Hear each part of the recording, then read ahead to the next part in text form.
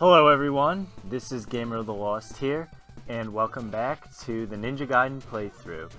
This is the third part, and we're going to be tackling stages 5 and 6 in this part.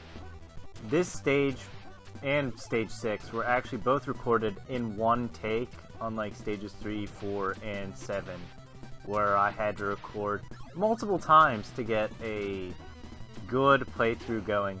This is where fire wheel abuse is going to come on full stop, because pretty much from when I pick up this fire wheel at the beginning of stage 5, I'm carrying this with me throughout most of the stage. It makes these parts where you're climbing up here like fucking trivial. This shit's ridiculous, this shit's stupid. Really the only other apt sub-weapon would be the regular fire. I'm honestly shocked that it only took me one take to do these two stages. I'll tell you why. This stage is a pain in the ass. This part right here, especially, where there's all these guys flying at you, because every hit in this game sports knockback, as you've probably already seen by the first 4 stages of this game. So, an improperly placed jump, and an enemy jumps at you, you get knocked in the pit, die, start the section over. Yada yada yada, get pissed off, whatever. So here, I had one slice of health. I didn't really know what I was gonna do here. So I said, yeah, I'm dead. Except I guess I didn't. I'm gonna tell you right now, I actually haven't watched this footage in... Okay, there we go. And that's my only death in stage 5. I have one death on the last 3 stages of this game. I mean, one death on each of the last 3 stages of this game. And I don't know, these last few stages are just a pain in the ass. Like, this is where the game actually starts to really, like, you know, ramp up its difficulty, starts to actually get hard, etc., etc.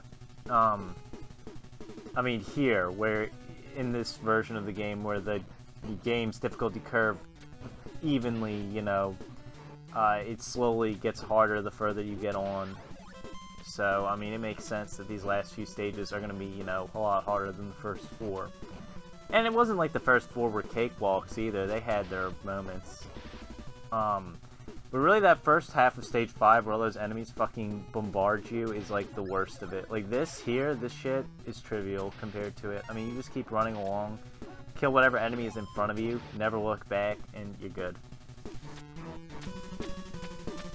So, one thing that I do want to bring up about this game is that I have plans to show a better difference between what the North American and Japanese versions of this game look like by doing a section of the American version in live commentary and showing you just how much worse I do than I'm doing here. I mean, I already do pretty bad here. I have to keep re-recording segments and shit like that. And that's just annoying. But I didn't actually abuse the fire wheel nearly as much as I thought I did. I kind of creatively just used the sub-weapons and new enemy placement. Now this boss here, this boss has the easiest fucking pattern in the world. He's just going to throw 2 shurikens, he's going to leap at you, he's going to throw some fireballs downwards, he's going to leap, throw some fireballs down again, and be on the other side, and repeats the pattern. So, I mean, once you know the pattern, there's no way you're going to die to this guy. It's just that simple. It never changes at all. It's the same pattern for the entire fight.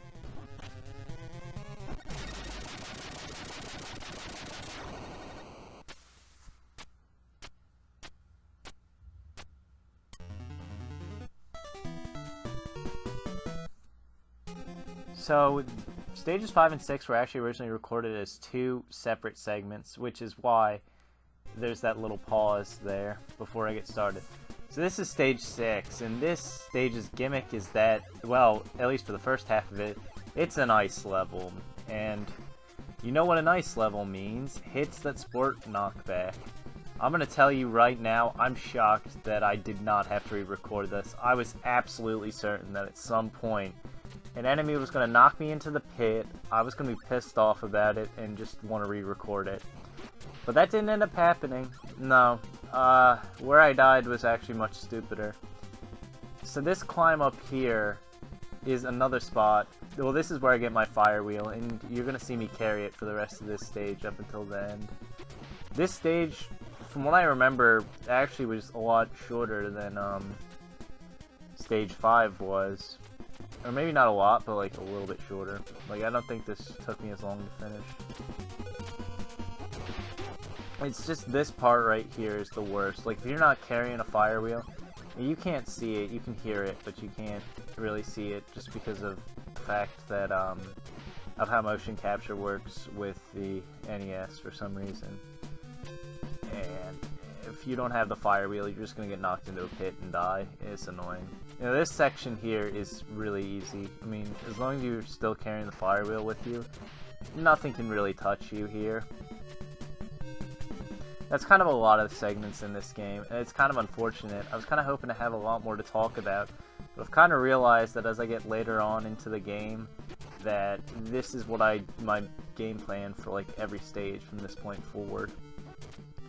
So this part here, I've got a lot to say about this section right here. This shit can go fuck itself. This is so horseshit. So how this works is that you can get a fire power up to get this one up here. But if you do that, which I did do just to kind of show this off, these enemies are a pain in the ass to kill. And that wasn't even the enemy I was expecting to kill me either. That just shows you like that I haven't actually watched this recording. The main reason why I didn't re-record after any of these deaths is because none of them were especially time-consuming deaths. But anyways, what I was going to say is, because you can take this fire power up, and you'll be able to kill the enemies above you easily. But this asshole that's standing on this platform here, that's moving back and forth, fucking nightmare to kill him. I'm shocked that I did it there as quickly as I did. I was worried that I was rushing it when I actually saw myself do it in the recording here. And then that one I actually did wait on. You have to wait for him to not quite be at the edge of the platform, because once he's at the edge, he'll move back, and then you're going to jump into him, and you're going to fall off the pit, and you're going to say, fuck this game. This boss here is dumb. Really stupid boss. Basically, I mean, you see that you get behind him, you slash him, but these guys that drop, completely RNG. So you could be really unlucky, and this boss could take a while, and might even kill you, actually, unlike, you know, every boss up to this point. And that's all I've got for this segment. So, I'll see you guys next time, when we'll continue with the final part of the Ninja Gaiden 3 Let's Play. So I'll see you guys next time.